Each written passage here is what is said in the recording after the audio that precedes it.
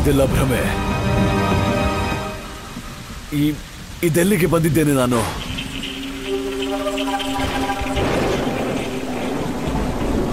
ಮಾವ, ನೀವು ಅಲ್ಲೇ ಕುಯ್ಯಲ್ಲ ಇಡ್ತಿದ್ದೀರಿ. ನೀವು ಏನಾದ್ರೂ ನಿಮ್ ರಾಕ್ಷಸರ ಹಾಗೆ? ಇಲ್ಲ ಇಲ್ಲ, ಇನ್ನೂ ನಿಮ್ ಮೃತ್ಯು ಸಮಯ ಬಂದಿಲ್ಲ.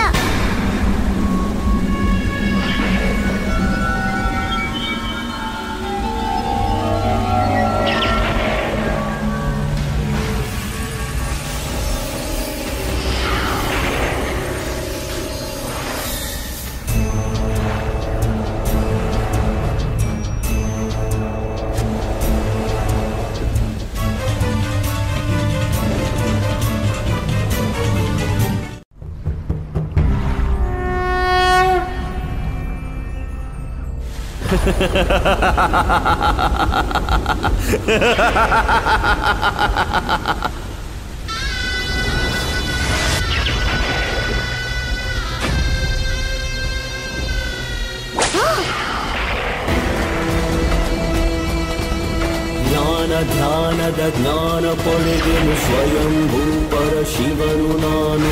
ಉತ್ತಮನು ಸರ್ವೋತ್ತಮನು ಎತ್ತರದ ಗಿರಿ ಶಿಖರ ನಾನು. ಅಧಿಕ ಪ್ರಸಂಗಿ ಬಾಲಕ, ನಿನಗೆಷ್ಟು ಮಾಯೆ ರಚಿಸಬೇಕಿತ್ತೋ ನೀನು ರಚಿಸಿದೆ. ಈಗ ನಿನ್ನನ್ನು ನನ್ನ ಲೋಕಕ್ಕೆ ಕರೆದೊಯ್ಯುತ್ತೇನೆ, ಕಂಸಲೋಕ. ಅಲ್ಲಿ ಯಾರ ಮಾಯೆಯೂ ನಡೆಯದು, ಯಾವ ಲೀಲೆಯೂ. ಅಲ್ಲಿ ಯಾರು ನನ್ನಿಂದ ಯಾವ ಸತ್ಯವನ್ನು ಮುಚ್ಚಿಡಲಾರರು, ಆ ಮೋಸಗಾರ ವಿಷ್ಣು ಕೂಡ.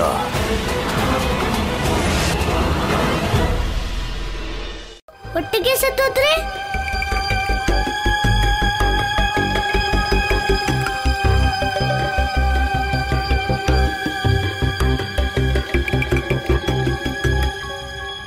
ಅಳಿಯ, ಇದು ನಿನ್ನ ಗೋಕುಲವಲ್ಲ, ಇದು ಭಗವಂತ ಕಂಸನ ಧಾಮ, ಕಂಸಧಾಮ. ನನ್ನ ಎಲ್ಲಾ ತಪಸ್ವಿ ಶಕ್ತಿಗಳಿಂದ ನಿರ್ಮಿತವಾದ ಕಂಸಲೋಕ. ಇಲ್ಲಿ ನಡೆಯುವುದು ನಾನು ಬಯಸಿದ್ದು ಮಾತ್ರ. ಆದ್ರೆ ಮಾವ, ಅಮ್ಮ ಹೇಳ್ತಾಳೆ ಇಲ್ಲೆಲ್ಲ ನಡೆಯೋದು ನಾವು ಬಯಸ್ದಂಗಲ್ಲ, ಆ ನಾರಾಯಣ ಬಯಸ್ದಂಗೆ ನಡೆಯುತ್ತೆ. ನಾರಾಯಣ ಇಲ್ಲಿಲ್ಲ. ನಾನು ಹೇಳಿದೆನಲ್ಲ, ಇಲ್ಲಿ ನಡೆಯುವುದು ಭಗವಂತ ಕಂಸನ ಆದೇಶ. ಈಗ ನನ್ನ ಆದೇಶದಂತೆ ನೀನು ಸತ್ಯ ಹೇಳು. ಯಾರು ನೀನು? ಏನು ನಿನ್ನ ಸತ್ಯ? ಕೃಷ್ಣನು ಅನೇಕ ಸಂದರ್ಭದಲ್ಲಿ ಕಂಸನಿಗೆ ಸತ್ಯ ತಿಳಿಸುವ ಪ್ರಯತ್ನ ಮಾಡಿದ್ದಾನೆ. ಆದರೆ ಅಂಧಾಭಿಮಾನಿ ಕಂಸ ಅದನ್ನು ಅರಿಯಲಿಲ್ಲ. ಕೊನೆಗೆ ಈ ಬಾರಿ ಮೂರ್ಖ ಕಂಸ ಸ್ವತಃ ಕೃಷ್ಣನನ್ನು ತನ್ನ ಸ್ಥಳಕ್ಕೆ ಕರೆದೊಯ್ಯುತ್ತಿದ್ದಾನೆ. ಅಲ್ಲಿ ನಿಲುಕುವ ಸತ್ಯದ ಮೇಲೆ ಅವನು ಅಲ್ಲಿ ಅವಿಶ್ವಾಸ ತೋರುವಂತಿಲ್ಲ, ಅದನ್ನು ಕೇಳದೆ ಇರುವಂತೆಯೂ ಇಲ್ಲ ದೇವರ್ಷಿ. ನಾರಾಯಣ ನಾರಾಯಣ, ಇದರ ಅರ್ಥ ಇದಲ್ಲವೇ ಪ್ರಭು? ಕಂಸ ಕೃಷ್ಣನನ್ನು ಕಂಸಲೋಕಕ್ಕೆ ಕರೆದೊಯ್ದಿಲ್ಲ, ಬದಲಿಗೆ ಇದು ನನ್ನ ನಾರಾಯಣನ ಇಚ್ಛೆಯೇ ಆಗಿತ್ತು.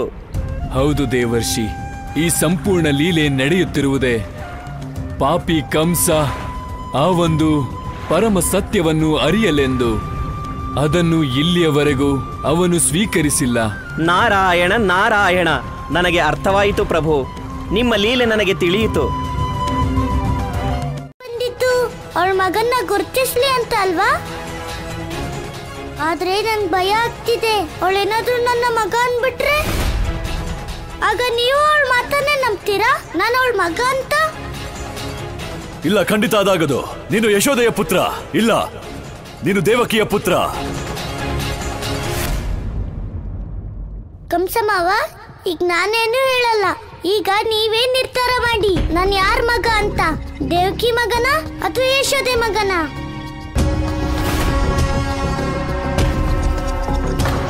ಮಾವ, ಕಂಸಮಾವ, ಎಲ್ ಕಳ್ತೋದ್ರಿ ಕಂಸಮಾವ?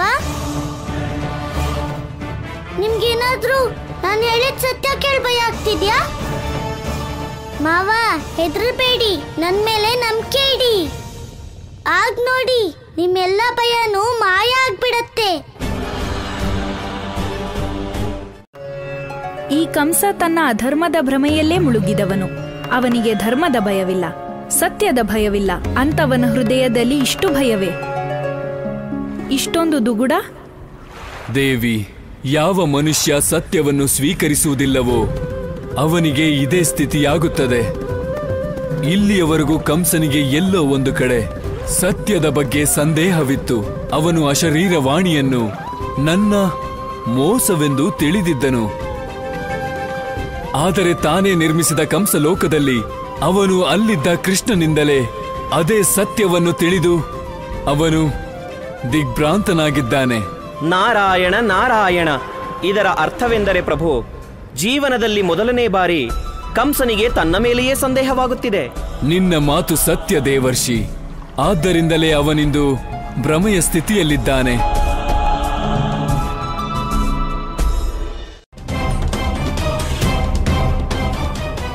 ಭ್ರಮೆ ಸತ್ಯ ಅಲ್ಲ.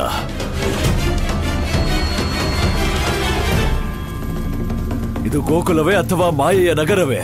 ಇಲ್ಲಿ ಕಾಣುವುದೆಲ್ಲ ನಡೆಯುವುದಿಲ್ಲ ಆದರೆ ನನಗೆ ಯಾವ ಭ್ರಮೆಯೂ ಇಲ್ಲ.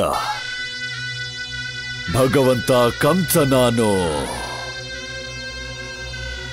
ಶೀಘ್ರದಲ್ಲಿ ನನ್ನ ಪ್ರೀತಿಯ ಸೋದರಿ ದೇವಕಿಯ ಮಮತೆ ಅವಳನ್ನು ತನ್ನ ಅಷ್ಟಮ ಸಂತಾನದ ಕಡೆಗೆ ಎಳೆದೊಯ್ಯುತ್ತದೆ. ಅಚಲ ವಿಶ್ವಾಸವಿದೆ ನನಗೆ.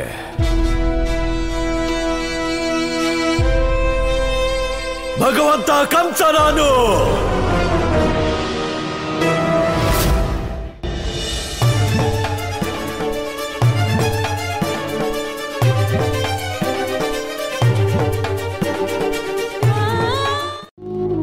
ಈ ಕೊಳಲಿನಿಂದ ನನ್ನ ಕಂದ ಮಧುರ ಧ್ವನಿ ನುಡಿಸಿದಾಗ ಸಮಯವೇ ನಿಲ್ಲಬಹುದು, ಈ ಸೃಷ್ಟಿಯೇ ಸ್ತಂಭಿಸಬಹುದೇನೋ. ಈ ದೇವಕಿ ಅಮ್ಮಂಗೇನಾಯ್ತು? ಕೃಷ್ಣನ ಪ್ರತಿಯೊಂದು ವಸ್ತು ಅವ್ರ ಮಗನ್ ವಸ್ತು ತರ ಯಾಕೆ ಕಾಣಿಸ್ತಿದೆ ಅವ್ರಿಗೆ? ಕಂದ ಕಂದ ಕಂದ ಕಂದ, ಎಲ್ಲಿರುವೆ ನೀನು? ನಿನ್ನ ಅಮ್ಮ ನಿನ್ನನ್ನು ಕರೆಯುತ್ತಿದ್ದಾಳೆ. ಇನ್ನು ನಾನು ನಿನ್ನಿಂದ ದೂರವಿರಲಾರೆ. ನಿನ್ನ ತಾಯಿಯ ಮಮತೆ, ನನ್ನ ಕಣ್ಣೀರು ನಿನ್ನನ್ನು ಕರೆಯುತ್ತಿವೆ. ಎಲ್ಲಿರುವೆ ಕಂದ? ನಮ್ ಯಶೋದೆ ಮಗನೇ. ಅಣ್ಣ, ಕೃಷ್ಣ ಹುಟ್ಟಿದ ಸುದ್ದಿನ ನೀವೇ ನಂದರಾಜರಿಗೆ ಹೇಳಿದ್ದಲ್ವಾ? ಹೇಳಿ ದೇವಿ ದೇವಕಿಗೆ ಕೃಷ್ಣನ ಅಮ್ಮ ನಾನು ಅಂತ. ಮಹಾರಾಣಿ, ಕೃಷ್ಣ ಹುಟ್ಟಿದಾಗ ಇಡೀ ಗೋಕುಲದಲ್ಲಿ ಸಡಗರ ತುಂಬಿತ್ತು. ನಮ್ಮ ವರ್ಷಗಳ ಬಯಕೆ ಈಡೇರಿತ್ತು. ಈ ಮಾತನ್ನ ಬೇಕಿದ್ರೆ ಗಂಗೆ ಮೇಲೆ ಆಣೆ ಮಾಡಿ ಹೇಳ್ತೀನಿ ಮಹಾರಾಣಿ, ಈ ಕೃಷ್ಣ ನಂದರಾಣಿ ಮಗ ಅಂತ. ದೇವಿ ದೇವಕಿ, ಕೃಷ್ಣ ನನ್ನ ಮಗ ಅನ್ನೋದಕ್ಕೆ ನಿಮಗಿನ್ನೂ ವಿಶ್ವಾಸ ಇಲ್ಲ ಅಂದ್ರೆ ನಾನು ನಿಮಗೆ ಈ ತರದ 1000 ಸಾಕ್ಷಿಗಳನ್ನ ಕೊಡಬಹುದು. ಅದರಿಂದ ಸಿದ್ಧವಾಗತ್ತೆ ಕೃಷ್ಣ ನನ್ನ ಮಗನೇ ಅಂತ.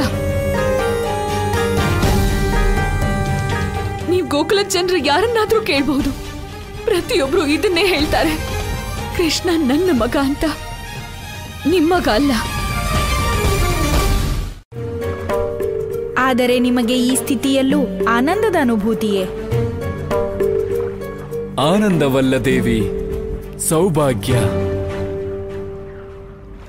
ರಾಮಾವತಾರದಲ್ಲಿ ನಾರದ ನಿಯತಿಯ ಕಾರಣದಿಂದ ನಾನು ನನ್ನ 2 ಮಾತೆಯರು ಕೌಸಲ್ಯ ಮತ್ತು ಕೈಕೆಯಿಂದ ದೂರವಾಗಿದ್ದೆ. ಈಗ ಕೃಷ್ಣಾವತಾರದಲ್ಲಿ ಅದೇ ಮಾತೃ ಪ್ರೇಮ ಋಣದ ಸಹಿತ ನನಗೆ ಪ್ರಾಪ್ತವಾಗುತ್ತಿದೆ. ಮತ್ತಿದು ನನ್ನ ಸೌಭಾಗ್ಯವಲ್ಲವೇ ದೇವಿ? ಆದರೆ ಪ್ರಭು, ಇದರ ಪರಿಣಾಮವೇನು? ಇಬ್ಬರಲ್ಲಿ ನೀವು ಯಾರಿಗೆ ದೊರಕುವಿರಿ? ದೇವಿ, ನಿರ್ಣಯಕ್ಕೆ ಅವಸರದ ಅಗತ್ಯವಿದೆಯೇ? ನಾನು ನನ್ನಿಬ್ಬರ ಮಾತೆಯರ ಪ್ರೇಮದ ಅನುಭೂತಿ ಪಡೆಯಲು ಬಿಡು. ಮನು ಅದೇ ರಾತ್ರಿ ಆಗಿತ್ತು, ಆದ್ರೆ ಅಷ್ಟಕ್ಕೆ ಹೇಗೆ ಹೇಳ್ತೀರಿ? ನನ್ನ ಕೃಷ್ಣನೇ ನಿಮ್ಮ ಕಂದ ಅಂತ. ಆದ್ರೆ ದೇವಿ ದೇವಕಿ, ಹೀಗೂ ಆಗಿರಬಹುದು ಅಲ್ವಾ? ಆ ದಿನ ರಾತ್ರಿ ಒಬ್ಬ ಅಲ್ಲ, ಬದ್ಲಿಗೆ ಇಬ್ರು ಬಾಲಕರು ಹುಟ್ಟಿದ್ರು. ಒಬ್ಬ ನಿಮ್ಮ ಕಂದ, ಈಗ ಕಂಸ ಹುಡುಕ್ತಿರೋನು, ಮತ್ತೊಬ್ಬ ನನ್ನ ಕೃಷ್ಣ. ಈಗ ನೀವೇ ಹೇಳಿ, ಇದು ಹೇಗ್ ಸಾಧ್ಯ ಆಗತ್ತೆ? ಒಬ್ಬ ಬಾಲಕ ಆ ಕಂಸನ ಕಾರಾಗೃಹದಲ್ಲಿ ಹುಟ್ಟಿದವನು, ಅವನು ಹುಟ್ಟಿದ ಕೂಡಲೇ ಗೋಕುಲಕ್ಕೆ ಬರೋಕ್ ಸಾಧ್ಯನಾ? ಯಶೋದೆ, ನಿನಗೆ ಸತ್ಯ ತಿಳಿಯಲೇಬೇಕೆಂದರೆ ಕೇಳು. ಮಹಾರಾಜ ವಸುದೇವ ಅವರೇ ಈ ಸತ್ಯವನ್ನು ನನಗೆ ಹೇಳಿದ್ದರು. ಅಷ್ಟಮಿಯ ಅರ್ಧರಾತ್ರಿಯಂದು ನನ್ನ ಪುತ್ರನ ಜನ್ಮವಾದಾಗ ಸರ್ವಪ್ರಥಮವಾಗಿ ಅವನ ತಂದೆಯೇ ಅವನನ್ನು ಎತ್ತಿಕೊಂಡಿದ್ದು.